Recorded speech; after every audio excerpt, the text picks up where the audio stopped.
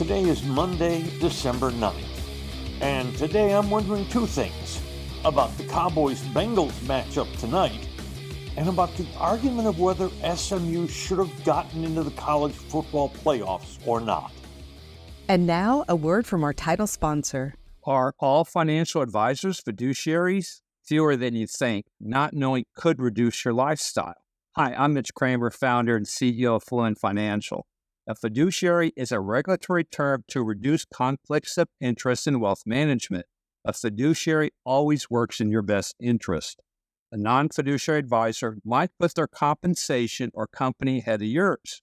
At Fluent Financial, we are certified financial planners acting as fiduciary advisors. To learn more, go to fluentfinancial.com or Fluent Financial's YouTube channel. Once again, on December 26th, on radio station The Ticket, I'll anchor the all-day broadcast of the CrestCars.com Normathon, benefiting the Austin Street Center for the Homeless. The centerpiece of all previous 23 Normathons has been the car raffle, and Crest this year has provided us three spectacular brand new cars, a Cadillac, an Infiniti, and a Volvo. To try to win one of them, you buy the tickets at $100 each. We will sell no more than 4,500. We will draw the winners on the air live the night of the Normathon at 7:10 p.m. Get your tickets by using your credit card. It's easy and it's safe. Go to the website www.austinstreet.org and then click on Normathon. Hurry! Tickets for the Crest car raffle sell out early every year. 3 gorgeous Crest vehicles are available. Get your raffle tickets at www.austinstreet.org and then click on Normathon. A question. Right now in the NFL, which team qualifies as the biggest disappointment of the year? The 4-8 Bengals or the 5-7 Cowboys? Before the season, Cincinnati was thought to be one of the top 3 or 4 teams in the AFC and probably in the top half a dozen teams in the NFL. So they start tonight 3 1/2 games out of the last wild card spot in the AFC. What does that mean? That means even if they win out, they're probably not going to get into the playoffs. Dallas, like Cincinnati, was thought to be a top 4 team in the NFC. And they start tonight 2 1/2 games behind the Washington Commanders in the battle for the last wild card spot in the NFC. Dallas hopes they can win their last 5 games of the season, finish on a 7-game winning streak, and then get some help. There are 2 numbers that especially jump off the stat sheet for me in this game. The numbers are 340 and 339. Entering the weekend, Cincinnati has allowed 340 points defensively this season, and Dallas has allowed 339. Only sad sack Carolina entered the weekend having allowed more points in the season than the Bengals and the Cowboys. What's really odd about Cincinnati's season, though, is their offense has scored 335 points. They're only a minus 5 points on the season, and yet are 4-8. That's because the Bengals have basically perfected the art of losing close games. They lost by 6 to New England, by 1 to Kansas City, 5 to Washington, by 3 to Baltimore, and then by 1 in the rematch to Baltimore, by 7 to the Chargers, by 6 to the Pittsburgh Steelers. This season, the Bengals have 6 losses when they've scored at least 25 points. That's already an all-time record in the NFL. And they're 2 wins and 4 losses when they score 33 or more points in a game. The rest of the NFL, when those teams reach 33 or more, are 56 and 2. And the Bengals are 2 and 4. And by the way, that's also already an NFL record. Joe Burrow has 5 losses in games where he's passed for 300 yards and 3 touchdowns in a game. And that is the most in NFL history also, with 5 games to go for Cincinnati. Basically, this dreadful Cincinnati defense is wasting a fabulous season for Burrow. He leads the National Football League in completions, passing yards, touchdowns, and yards per game. Cincinnati, 3 years ago, had 13 wins. 2 years ago, had 14 wins. Last year, when Burrow missed 7 games, they slipped to 9 and 8. But this year they got Burrow healthy and playing great, and they're 4 and 8. Cincy hurt themselves the last couple of years, starting 0 and 2 on the season, and they vowed that wouldn't happen again. Well, they were oddly correct. Instead of starting 0 and 2, they started 0 and 3. And just when you felt they dug themselves pretty much out of that hole to reach 4 and 5, they've now lost their last 3 games consecutively. Dallas this evening should be able to get to Joe Burrow. The Cincinnati offensive line has already allowed 30 sacks this season.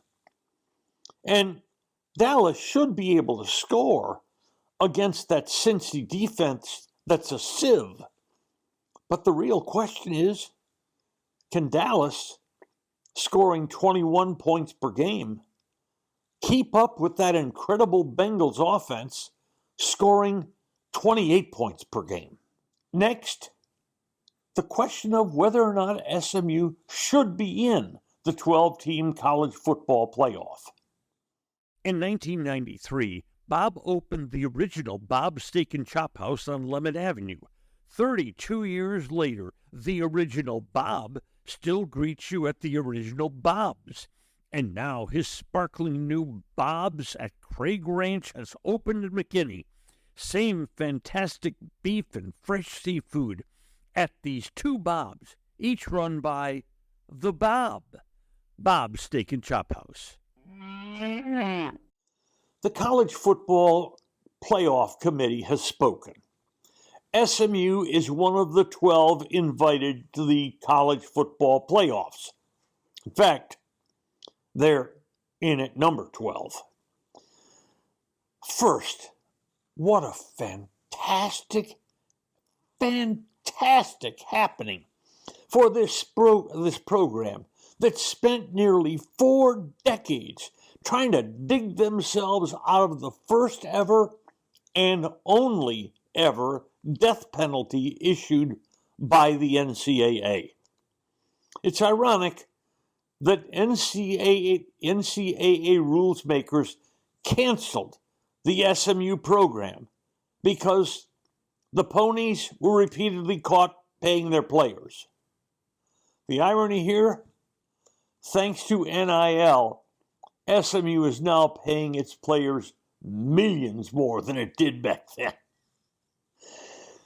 But the next congratulation must go to SMU coach Rhett Lashley. He is the ACC Coach of the Year. But perhaps just as important was right after the loss to Clemson for the ACC title, Lashley started campaigning talking to anybody who'd listen, saying how incredibly unfair it would be for SMU at 11-2 to be left out of the final college football playoff field. Early in the week, in fact, our podcast last Friday was about the fact that it appeared Alabama, if SMU lost the game, would get the final playoff spot. And by the way, Alabama would have gotten the final playoff spot had SMU become the champion of the ACC, and thus Clemson would have been kicked to the side. But in the final balloting, that 12th spot went to SMU instead of Alabama. And that set off a firestorm of complaints about the unfairness that 9-3 Alabama should have gotten the final bid. And that argument seems fairly understandable. SMU did not beat any team in the top 25. In the ACC conference play, they lost to Clemson in the championship game. But going into that game, SMU had not even played this year in their schedule the teams that finished number 2, 3, 4, and 6 in their conference. Alabama beat 3 top 25 teams, including number 2 Georgia.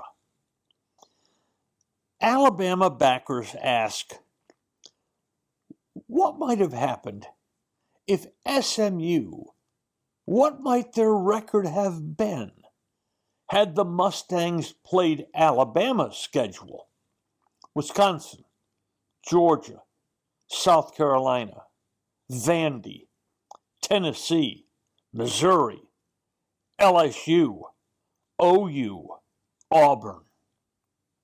And they also ask, what might Alabama's record have been if they played SMU's schedule? I'm going to guess it would have been at least 11-1. But we'll never know. We'll never know. SMU's got the spot.